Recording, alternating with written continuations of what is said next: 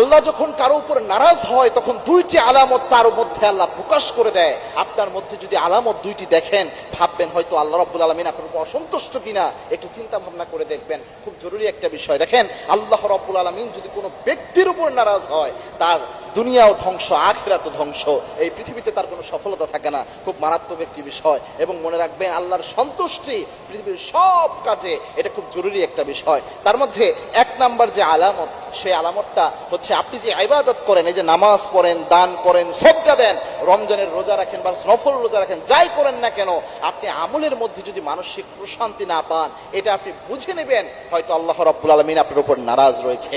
কারণ আল্লাহর হাবিব সাল্লাল্লাহু আলাইহি ওয়াসাল্লামের হাদিস হচ্ছে, আল্লাহ যখন কোনো ব্যক্তির উপর সন্তুষ্ট থাকেন, তাকে আল্লাহ রাব্বুল আলামিন যে কয়টা নিয়ামত দান করেন, তার মধ্যে একটা নিয়ামত হচ্ছে ইবাদত করলে ইবাদতের মধ্যে একটা অন্যরকম প্রশান্তি, মানসিক শান্তি আল্লাহ তারে দিয়ে দেয়। আল্লাহু আকবার। দুই নাম্বার যে গুরুত্বপূর্ণ একটা বিষয়, এটা অনেক পরিবারেই হয়ে থাকে, সেটা হচ্ছে আল্লাহ কোনো ব্যক্তির উপর নারাজ হলে তার রিজিক থেকে, তার সব কাজ থেকে আল্লাহ বরকত উঠায় নেয়। এটা একটা মারাত্মক বিষয়। আপনার অনেকেই লোক রয়েছে, বলে হুজুর 1 লাখ টাকা ইনকাম করি, মাস শেষে যে টাকা কই যায় আর আমি কিভাবে খরচ করি আমি নিজেও জানি না, টাকা কিভাবে শেষ হয়ে যায়, কোনো বরকত আমার সম্পদে আমি না, আমার সম্পদের মধ্যে আমি খুঁজে পাই না।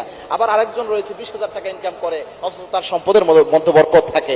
বরকত কিন্তু আল্লাহর দেওয়া দান। আল্লাহ কোনো ব্যক্তির উপর অসন্তুষ্ট থাকলে কোনো কাজের কারণে, তখন আল্লাহ তার ওখান থেকে বরকত উঠায় নেয়। যেন বরকত আল্লাহর কাছে চেয়ে নিতে হয়, আল্লাহর কাছে হালাল রিজিক চাইতে হয়, এমন রিজিক চাইতে হয় যে রিজিকের মধ্যে বরকত রয়েছে। এটা গুরুত্বপূর্ণ বিষয়। এবং হালাল খেতে হয়। হালাল যদি আপনি ভক্ষণ করেন, অবশ্যই আপনার মধ্যে বরকত থাকবে, আপনার রিজিকে বরকত থাকবে এবং আল্লাহ রাব্বুল আলামিনের সাহায্য থাকবে। এবং বেশি বেশি শুকরিয়া আদায় করবেন, তাহলেও বরকত থাকবে। কারণ আল্লাহ রাব্বুল আলামিনের ঘোষণা, এটা সূরা ইব্রাহিমের 7 নম্বর আয়াত, লা ইন শাকারতুম লা আযীদান্নাকুম, লা ইন শাকারতুম লা আযীদান্নাকুম ওয়া লা ইন কাফারতুম ইন্না আযাবি লাশাদীদ। আল্লাহর ঘোষণা হচ্ছে, if you grateful to almighty আল্লাহ সুবহানাহু ওয়া তাআলা, I will increase your all লেভেলিটি।